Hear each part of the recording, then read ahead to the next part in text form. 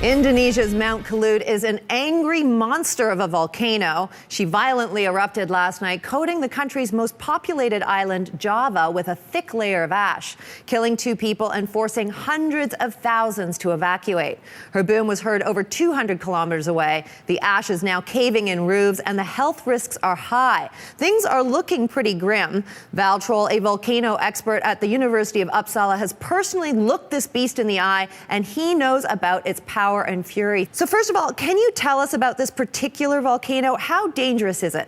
Yes, Kelut is very dangerous. It's a very active volcano. It's erupting quite frequently. It had an eruption in 2007 and it had an eruption in the early 90s before. It's got a record going back to the 30s and also the previous century to that.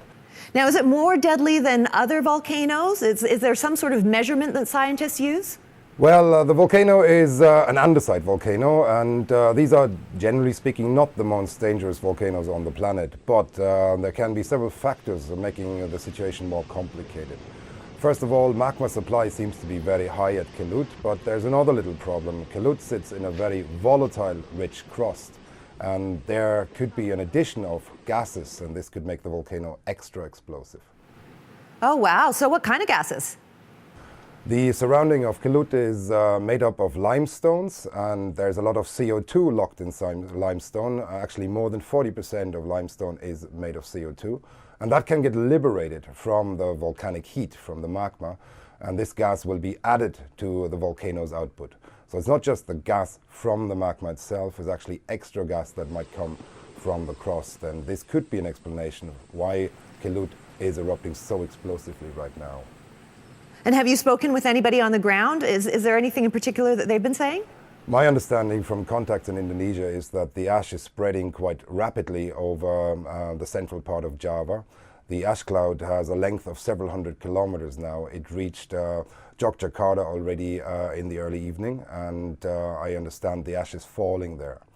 People have been advised to not leave their houses, and several centimeters of ash have been fallen in various places around the volcano at this point. Now, what about the health risks for people who are living nearby? There is a multitude of health risks. If you're very close to the volcano, of course, you could be affected by eruptions itself. But even if you're a little bit further, you're likely going to face respiratory problems if you're exposed to too much ash in the air. Then, of course, there's other issues, simple dangers like collapsing roofs because of ash overload on the houses. Imagine several centimeters of ash on your roof. This is like a concrete layer, and if your house isn't well built, then chances you might have a collapsing roof above you. Now, there were reports of a loud boom as well. What caused that? This is a known phenomenon from volcanic eruptions. In 1883, Krakatau also made a big boom, if you will, and it was heard even in Australia. So these initial explosions, these very gas-rich explosions, can be super loud. And of course, they send out pressure waves as well. So if you're in the vicinity of that, you will be seriously affected, I would assume. So in terms of the future then, Val, what type of science can be done to better monitor this volcano?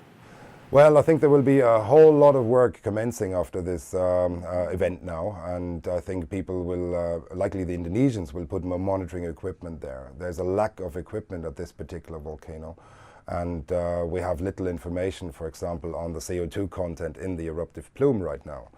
I think people will put physical monitoring equipment there in the future, but the eruptive products will also be a huge source of information. We will be able to look at whether the gas is volcanic, whether extra gas was added from looking at the minerals and the inclusions in those minerals.